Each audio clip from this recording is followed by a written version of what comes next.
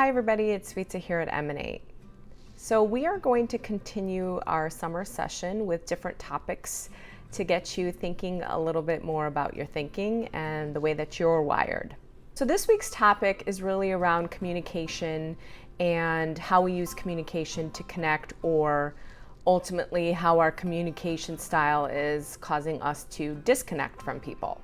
This video is really to recognize the way that you're communicating and how that's impacting connection with those that you work with, live with, or even run into. So I'm going to go over 4 types of roles that we take in communication to keep ourselves safe. So number 1, people pleaser. So this is someone in a team that really wants to keep everyone happy and the ideas flowing because they want everyone to have good thoughts about them. Absolutely. Whatever you need. That's a great idea. Oh, okay. So you want to do it a different way? Not a problem. We can do it that way. That's an even better idea. Yeah, whatever we all want to do or agree with, I'm in. So, just let me know. Yeah, that sounds good. Ultimately, the rule of thumb here is if they're happy, then I'm good. So number 2, the blamer. This is someone that actually finds a way to make most things someone else's fault. There is no accountability here. This is somebody who does not take ownership for their own actions. They also may be the ones that feel as though if they're not letting people know, no one is. To be quite honest, we could have probably had those figures earlier, had Susan not delayed the data from that. I mean, I could have done my part easier if, the team would have just, I think, stepped it up a notch.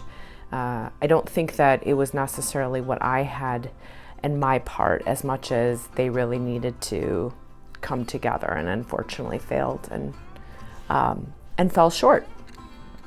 That's just my feedback. So number 3, the know-it-all. And this is somebody who really wants to demonstrate how smart they are, how much they know. They might be the ones presenting facts and figures, or putting comments in about their knowledge base. Yeah, I don't think that is any new information. I mean, the data read very clear this year, and then what we did 3 years ago, and it actually connects with some of the articles in the book I even read, with that data on safety in the workplace. And again, I think that article that I wrote for HBR also helps contribute with the conversation. And again, I can bring in all the different articles that I have along this topic to help everybody just kind of be knowledgeable about this. So just let me know, whatever works. So number 4, the distractor. And this is somebody that will make comments that might even be irrelevant just to get people's attention around the room. So they'll make random comments so that people really see them. Absolutely. I mean, it's a great topic, I mean, kind of. It reminds me of a really good SNL skit with Will Ferrell, and I don't know, to me it's funny or whatnot, but I digress. We can continue with whatever we're talking about. But if you, like to laugh, SNL, that's the way to go. So if you're watching this video and you find yourself saying, yeah, I think I place some of those roles at the table. So that's actually something to celebrate, because you can't actually work on something unless you're awake to it. So if you're recognizing yourself and saying, I play this role, what I want you to connect to it is that most of the time when we're playing a role, it's to help support our self-esteem. It's to keep us safe. It's to make us feel better about ourselves because we think we're controlling the situation. But there's a great quotable quote by Virginia Satir that says, "So it might keep you alive, but you're not really living." So you might be in this team meeting and you are actually, taking on the role of know-it-all.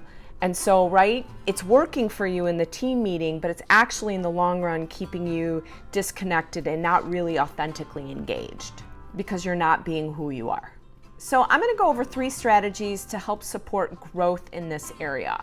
And number 1, know your rules. And I know I say this all the time, but I can't stress enough how important it is to know the script of rules that you have developed for yourself, that you grew up with, that don't work for you, that are getting in the way. So how do you know that they're rules? Well, there's a lot of absolutes, right? You will hear always, never, should, ought to. That's how you know you have something in your mind that is saying it's got to be this way, which then supports the role that you're playing in communication. Because if you have a rule that says people in authority are always right, I should always do what I'm told, well, then out of that can birth that people pleasing.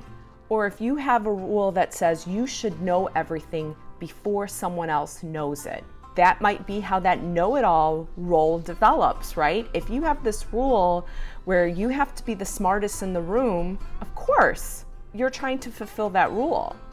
And if you have a rule that says no one can do it the way that I do it, I'm the best at this, you might develop the role of the blamer, right? If you go around feeling like, well, it can never be the way that I do it, therefore everyone else is bad. So again, bringing awareness to the rules that you have. So number 2 is ask the question, are my rules illuminating my presence or are they contaminating it?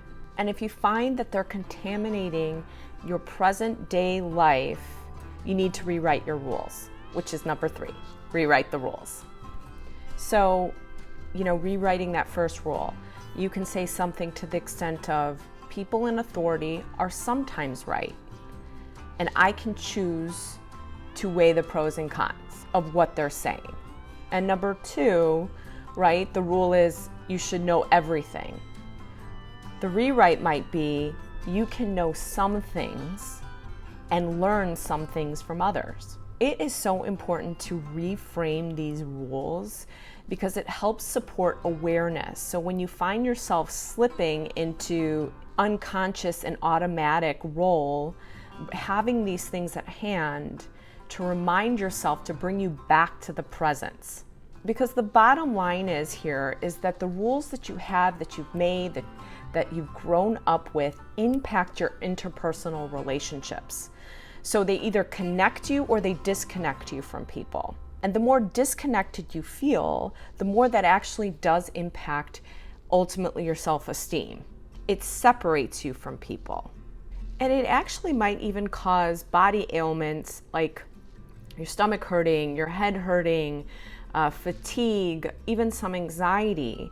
Because imagine going around and making sure that you are constantly following all of these rules and playing a role in your organization, in your family, or whatnot.